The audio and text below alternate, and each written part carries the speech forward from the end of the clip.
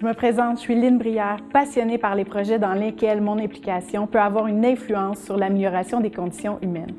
J'adore travailler avec les enfants et leurs familles. J'ai travaillé pendant 20 ans en santé mentale et c'est incroyable à quel point j'ai développé des compétences qui me sont utiles. Maintenant, je suis gestionnaire de services éducatifs à la petite enfance et j'adore ce que je fais. J'ai envie de vous présenter mes coups de cœur. 10 professionnels, 10 passionnés. Bonjour Annie, en tant que docteur en psychologie, tu as axé beaucoup tes recherches sur l'image corporelle. Tout d'abord, j'aimerais comprendre qu'est-ce que l'image corporelle, puis ensuite, probablement, on fera des liens avec la petite enfance pour mieux voir de quelle façon on peut intervenir auprès des enfants.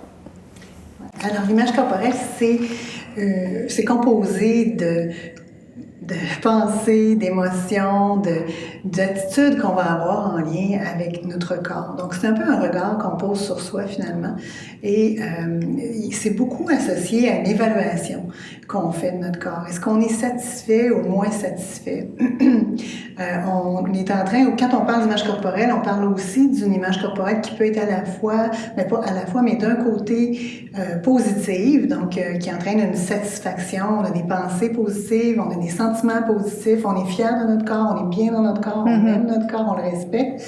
Et d'un autre côté, il y a une image corporelle qui va être qualifiée de négative ou d'insatisfaction corporelle. Et là, on a des pensées beaucoup plus négatives, on critique, on est toujours en train de chercher, être à l'affût de l'aspect de notre corps qui est pas beau, des parties de notre corps qu'on n'aime pas, puis on se sent mal, on se sent triste, on est dégoûté parfois de notre corps. Alors tu vois que ça, il y a vraiment un amalgame de pensées, d'émotions puis d'attitudes qu'on entretient. Okay. Donc, c'est vraiment la perception qu'on a de notre corps qui peut être soit saine ou négative ou saine, positive, dans le sens qu'on serait bien par rapport à l'image qu'on dégage. Oui. Oui, exactement.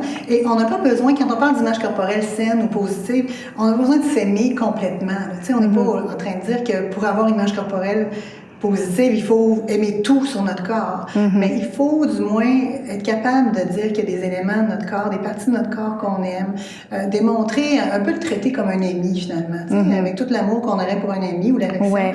C'est ça l'image corporelle positive. OK. J'observe déjà à la petite enfance parfois des commentaires qu'un enfant peut dire par rapport à ah, mes cheveux sont pas beaux aujourd'hui, ou des petits trucs, par rapport justement, je suis pas bien dans ma robe, mon ami, un ami peut avoir dit un commentaire sur, ah, ton nez, il est drôle. Donc, concrètement, comment on fait à la petite enfance pour pouvoir, favoriser un développement sain de l'image corporelle? Et il va y avoir toutes sortes de moyens. Il y a des moyens vraiment en lien avec le rapport au corps, c'est-à-dire encourager les enfants à identifier des parties de leur corps qu'ils trouvent qui fonctionnent bien. Donc, s'intéresser au fonctionnement du corps. Okay. Quand tu fais tel exercice, regarde comme tu es souple, regarde comme tu es fort, regarde comme tu es capable de faire telle affaire. Donc, on fait apprécier le corps à travers des comportements qu'ils vont émettre. Ça, c'est une chose. On peut choisir aussi les objets ou les jouets avec lesquels ils vont jouer. Il y a des objets qui vont amener plus d'insatisfaction corporelle, notamment chez les petites filles. La poupée Barbie est associée avec une image corporelle plus négative.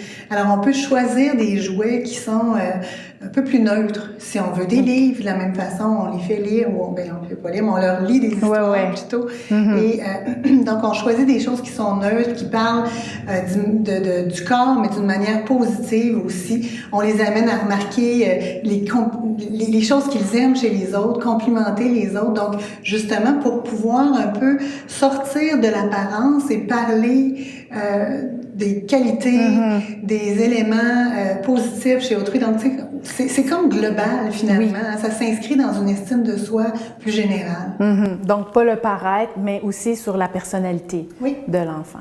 Et puis, les enfants apprennent beaucoup par imitation.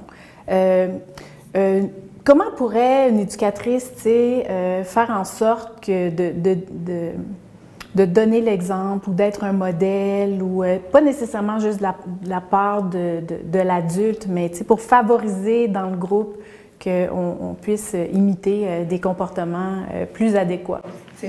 Évidemment, le rôle justement de modèle, c'est d'éviter de parler de corps, d'apparence. Donc, si on veut amener les enfants à apprécier leur corps, bien, premièrement, on doit modeler ces comportements-là, justement, féliciter peut-être nos collègues pour les choses qu'elles ont faites, mais aussi éviter, comme je disais, d'en parler négativement. Ou encore de dire, ça te fait drôle, cette robe-là, c'est un peu, regarde, mon chandail est un peu serré aujourd'hui, je suis pas sûre, j'aime pas mon bourrelet, as-tu mes grosses fesses? Bon, ce genre de commentaires-là, on évite, même quand on pense qu'il n'y a pas d'enfant autour. Parce que ça arrivera à un moment donné qu'il y aura un enfant, puis qu'il puisse il va entendre ça. Et c'est là, justement, le modelage, on veut vraiment qu'il entende peu ces choses-là, parce que plus on entend ça, plus on se rend compte que ça doit être important, puisque l'adulte en parle. C'est ça. Et ça, c'est des moyens assez concrets d'arriver là à bien modeler, mais aussi, comme je disais un peu plus tôt, des amener aussi à remarquer comment ils sont parfois habiles avec leur corps. Donc, on peut aussi modeler chez l'enfant directement ou l'amener à dire toi, t'es comme ça. Bon, je sais pas, moi, Émile, lui, il est comme ça. Qu'est-ce que toi, t'as remarqué chez Émile? Donc, on peut aussi les amener à interagir de cette façon. D'accord. Donc, si je comprends bien, l'image corporelle, on sort du paraître, on y va dans notre personnalité, les qualités, et il est important de tenir en considération qu'on est un modèle et de faire attention à ce qu'on va dire et comment on va agir. Absolument. Je te remercie beaucoup, Annie, pour ces informations-là concernant l'image corporelle. Merci.